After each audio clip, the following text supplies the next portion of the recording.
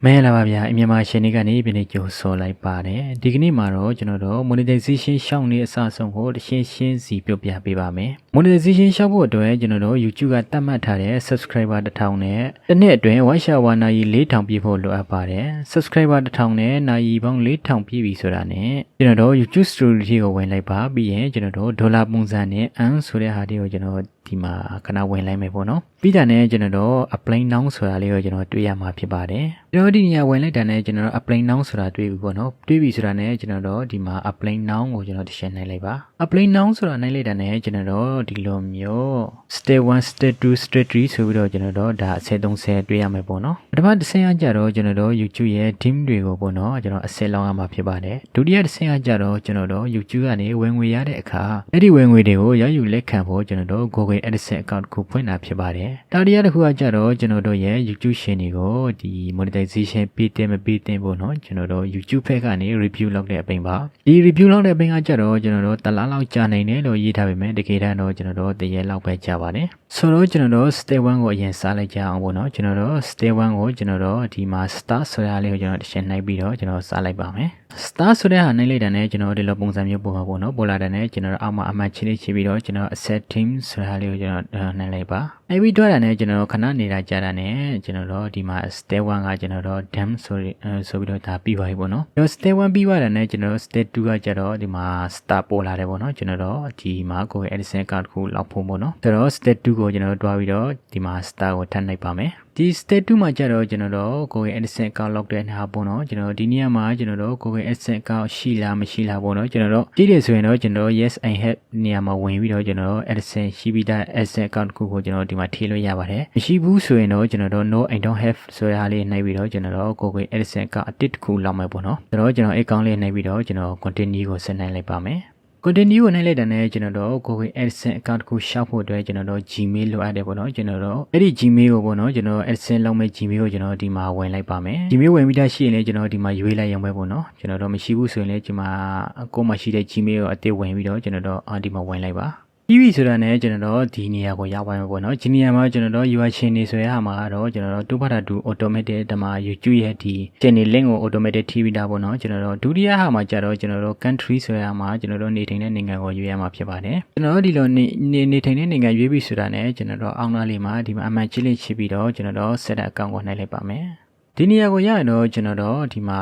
information တွေကျွန်တော်တို့ဒီ like စာတွေထည့်ရမယ်ပေါ့နော်ကျွန်တော်တို့ဒီ account type ဆိုတဲ့ဟာမှာကျတော့ကျွန်တော်တို့ business နဲ့ဒီ individual ပေါ့နော်ကျွန်တော်တို့ personal account ဖြစ်တဲ့အတွက်ကျွန်တော်ကတော့အပေါ်ဟာလေးကိုဒီ individual ကိုရွေးပြီးတော့ကျွန်တော်တို့ set တွားလိုက်မယ်ပေါ့နော်ကျွန်တော် business account လေးဆိုရင်တော့ကျွန်တော် business နဲ့တွားပေါ့နော်ဆိုတော့အပေါ်မှာကျတော့ကျွန်တော်တို့ဒီ individual ကိုနှိုက်ပြီးတော့ကျွန်တော်တို့အောက်က name ဆိုတဲ့ဟာမှာကျတော့ကျွန်တော်တို့ရဲ့နာမည်ကိုထည့်လိုက်ပေါ့နော်တော့ကျွန်တော်တို့ဒီမှာ address line 1 address line 2ဆိုတဲ့ဟာမှာကျွန်တော်တို့ရဲ့ဒီလိုက်စာတွေထည့်ရမှာဖြစ်ပါတယ်ပြီးရင်ဒီမှာရဲ့ city တော့ပေါ့နော်ဒီမြို့နေတော့ပေါ့နော်ပြည်နေတော့ပြီးရင်ဒီ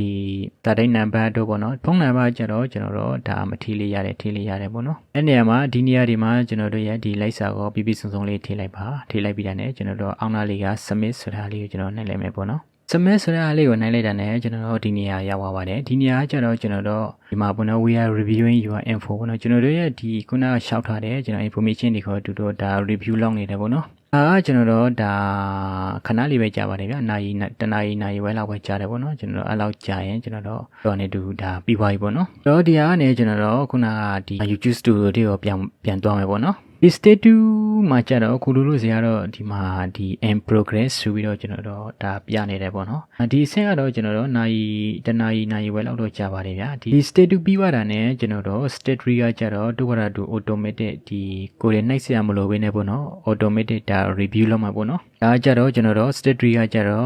့ဒါဒီရှင်းနေပေါ့နော်ကျွန်တော်တို့ monetization အောင်ကိုဆုံးဖြတ်မဲ့အပိုင်းဖြစ်ပါတယ်ဆိုတော့ကျွန်တော်တို့တွေ ACC ထိန်ဆောင်နေအောင်ပဲပေါ့နော်ကျွန်တော်တို့တရက်ဒါမှမဟုတ်2ရက်ပတ်ဝန်းကျင်လောက်ပေါ့နော်အဲ့လောက်ဆိုရင်ကျွန်တော်တို့ရဲ့ monetization ဒီရှင်းနေပေါ့နော် monetization အောင်ဆိုတာသိရပါမယ်ဒီလိုအောင်ဒီဖြစ်စေမအောင်ဒီဖြစ်စေပေါ့နော်ကျွန်တော်တို့ရဲ့ဒီ email တွေကိုအောင်တယ်မအောင်ဘူးဆိုတဲ့အကြောင်းကိုကျွန်တော်တူတော့ဒါ email ပို့လာလိမ့်မယ်ပေါ့နော်အဲ့တော့ကျွန်တော်ဒီကောင်းအကြတော့ကျွန်တော်ဒါ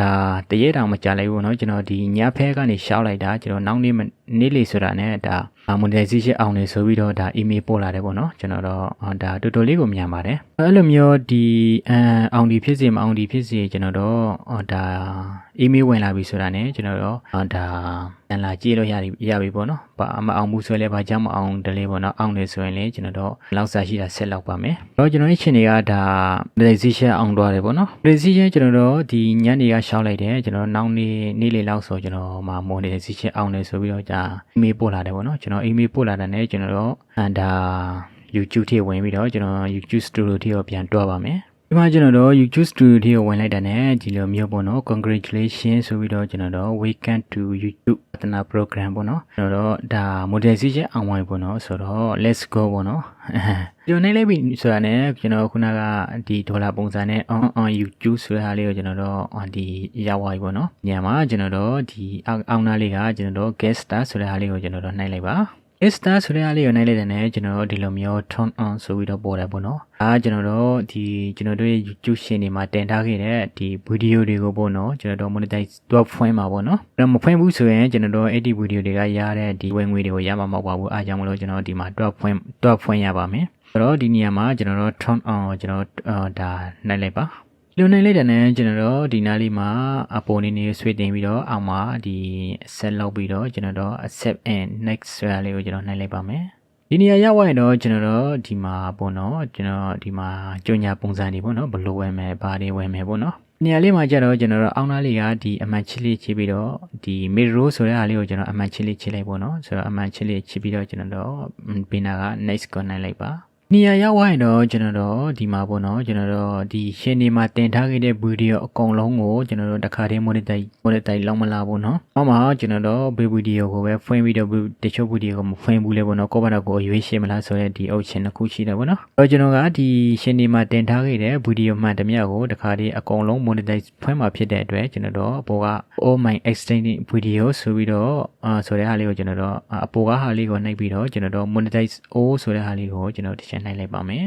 ဒီနေရာရောက်သွားတော့ကျွန်တော်တို့ဒါ monetization ဖွင့်လို့ဒါ monetize ဖွင့်လို့ပြီးပေါ့နော်ကျွန်တော်တို့တောင်းလေးမှာကြတော့ကျွန်တော်တို့ရဲ့ဒီမှာဝယ်ငွေဝယ်မဲ့နေရာပေါ့နော်ဘယ်လောက်ဝယ်မယ်ဘယ်လိုဝယ်မယ်ပေါ့နော်ဒီမှာ CPN တွေ BN တွေဒီမှာလာကြည့်လို့ရပါတယ်အဲ့တော့ monetization ရှောက်တာဒါပြီးသွားပြီပေါ့နော်အစားဆုံးပါပဲကျွန်တော်တို့ဒီမှာပေါ့နော်ဒီ content တွေကိုဝင်ကြည့်မယ်ဆိုရင်လည်းပဲကျွန်တော်တို့ဒီနေရာမှာ monetization ဆိုတဲ့ဟာမှာကျွန်တော်တို့ဒေါ်လာပုံစံနဲ့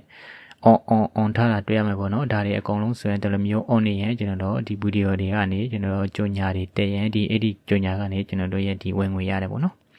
မလို့ချင်ဘူးဆိုရင်လည်းကျွန်တော်တို့ဒီမှာပိုက်လို့ရပါတယ်ကျွန်တော်တို့ဒါ